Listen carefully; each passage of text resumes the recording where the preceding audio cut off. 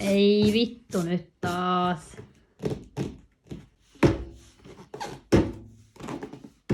Eli tällä kertaa musta Discmanian Mystery Boxi suomeksi ja jopa elefanttipalapeli tässä mukana. Ja ei muuta kuin avaamaan. Eli mä yritän olla vilkaisematta nyt tällä kertaa ennen kuin mä näen kiekkoja. Ainoastaan yksi on nähnyt ja se oli samalla kun katson tää mustan boksin koodi, mutta sitä ette saa nähdä. Toinen osa tää Lost Stones kartalta, eli tommonen.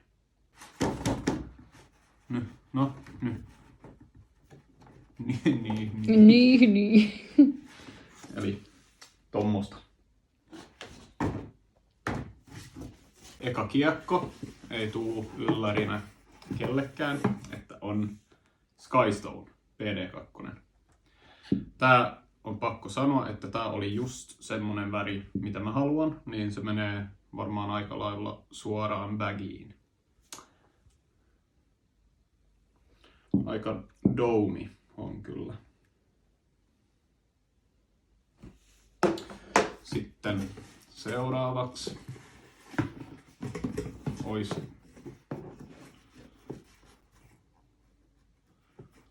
kolmonen. Ei kun DD1. Tommonen. Ja sitten Tactic. Aika varmasti. Joo. Exos. Strong. Extrasoft Exo Vapor Tactic. Ja just oikea väri kans. Hehe. Pins.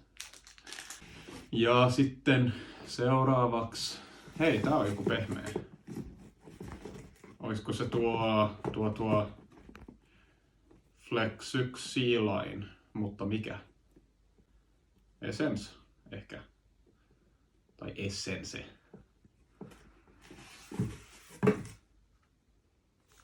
On. Kato. Ja hyvä väri.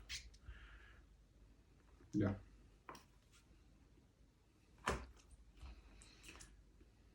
Tää on kyllä hyvä muovi.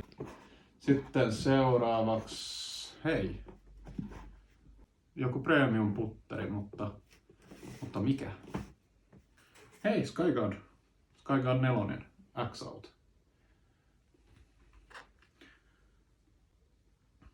Throwback to Simppa ja Discmania. Sitten Link. Ei kuva? Joo, Link. Nu måste ju säga ei ku häh. Och inte ei ku va. No, mut. Mikä tää voisi olla? Ei kun CD1. Joo, semmoista en ole kyllä kokeillut vielä. Niin sopivasti. Sitten boksin viimeinen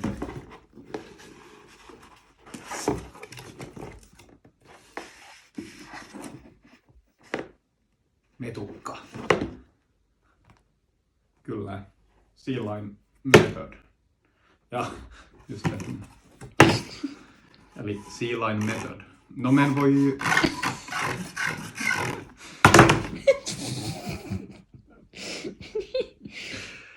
Joo.